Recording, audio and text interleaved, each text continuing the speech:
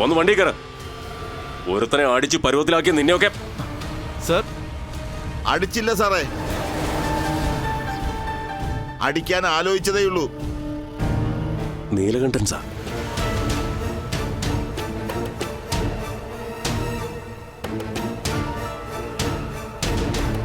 സുഹൃത്തുക്കളാവുമ്പോ പരസ്പരം സഹായിക്കുന്നതും പാർട്ട്ണർഷിപ്പിൽ ബിസിനസ് നടത്തുന്നതുമൊക്കെ സ്വാഭാവികമാണ്.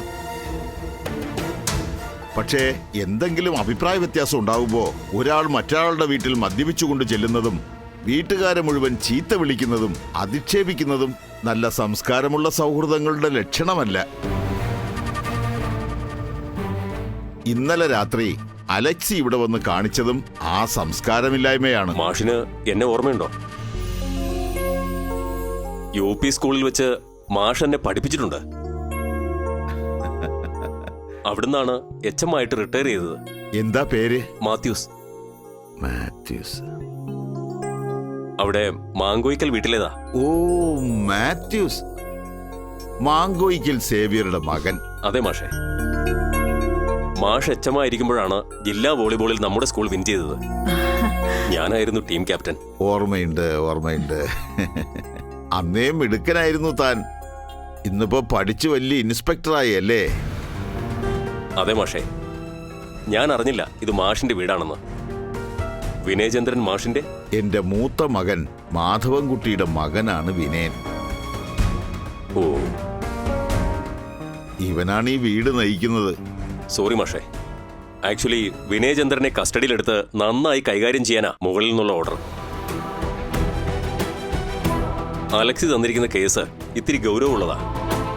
വഞ്ചനാ കുറ്റവും മാൻ ഹാൻഡ്ലിങ്ങും.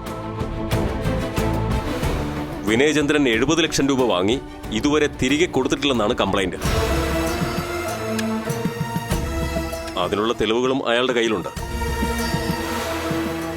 അതിലുപരി അലക്സിക്ക് മുകളിലോട്ടും നല്ല പിടിപാടാ. അലക്സിയുടെ ഫാദർ ക്രിമിനൽ അഡ്വക്കേറ്റാണ്, അഡ്വക്കേറ്റ് പോത്തൻ സക്കറിയ. കേസ് ഏതു വഴിക്ക് തിരിച്ചുവിടാനും അദ്ദേഹം വിചാരിച്ചാൽ നടക്കും. അതുകൊണ്ട് എത്രയും പെട്ടെന്ന് അയാളുടെ ബാധ്യത തീർത്ത് പരിഹാരം കണ്ടില്ലെങ്കിൽ വിനയചന്ദ്രൻ അകത്ത് പോകേണ്ടി വരുമെന്നുള്ളത് ഉറപ്പാ. ഈ കടമൊക്കെ ഞങ്ങൾക്ക് പുതിയ അറിവാ.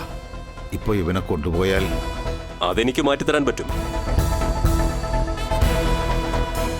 അന്വേഷിച്ചു ചെന്നപ്പോ ആളില്ലായിരുന്നു എന്ന് പറഞ്ഞാൽ മതി.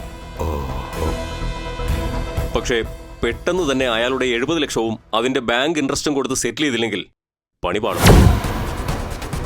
എന്റെ ദൈവമേ, 70 ലക്ഷം രൂപ ഇപ്പൊ എവിടെ നിന്നുണ്ടാക്കണം?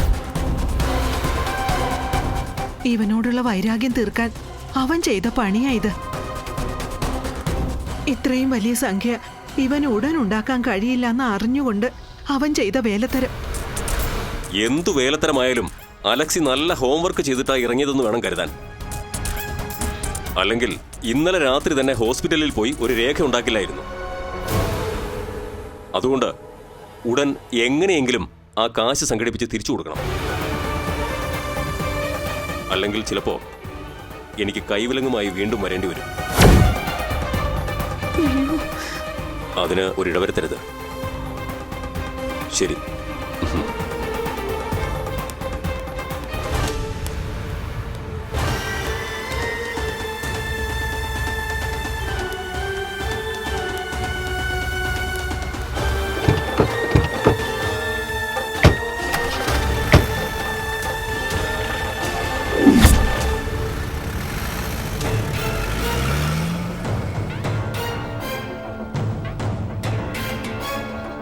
ഫ്ലവേഴ്സ് ടിവിയുടെ സ്മാർട്ട് ഷോയിൽ പങ്കെടുക്കാൻ നിങ്ങളെ ക്ഷണിക്കുന്നു.